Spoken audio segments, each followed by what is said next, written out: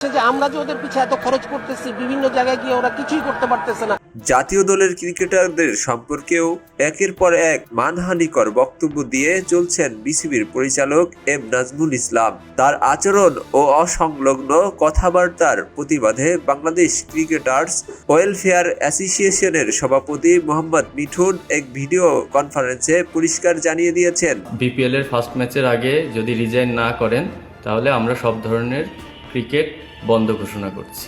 M Nazmul Islam board থেকে পদত্যাগ না করলে অথবা তাকে বোর্ড থেকে সরিয়ে না দিলে আমরা বিপিএল খেলব না।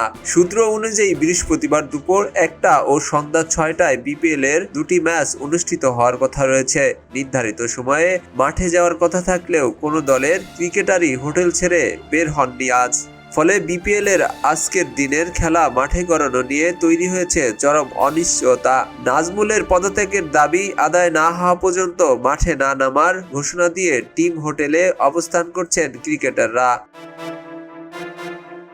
এর আগে বিসিবির পরিচালক নাজমুল সংবাদ সম্মেলনের মাধ্যমে ক্রিকেটারদের পারিশ্রমিক নিয়ে খোঁচা দিয়ে কথা বলেন। তিনি বলেছিলেন, ক্রিকেটাররা খারাপ খেললে তাদের বেতন বা ফি কাটা হয় না, তাহলে বিশ্বকাপে দল বা না গেলে ক্রিকেটাররা কেন ক্ষতিপূরণ পাবেন? তার এমন মন্তব্যের প্রতিবাদে কোয়াব ভার্চুয়াল সংবাদ সম্মেলনের ডাকে।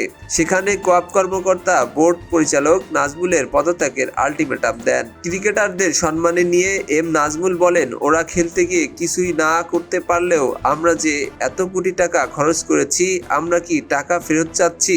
এর আগে বোর্ড পরিচালক নাজমুল তামিম ইকবালকে ভারতের দালাল আখ্যা দিয়ে ফেসবুকে পোস্ট দিয়ে বিতর্ক তৈরি করেছিলেন। এদিকে ক্রিকেটারদের নিয়ে মন্তব্যের জন্য বোর্ড এক সংবাদ বিজ্ঞপ্তিতে জানিয়েছেন, বোর্ড পরিচালক নাজমুলের বক্তব্য একান্তই ব্যক্তিগত। বোর্ড এজন্য দুঃখ প্রকাশ করেছে এবং এমন মন্তব্য ক্রিকেটের চেতনার পরিপন্থী। এ ব্যাপারে যথাযথ ব্যবস্থা নেবে বোর্ড।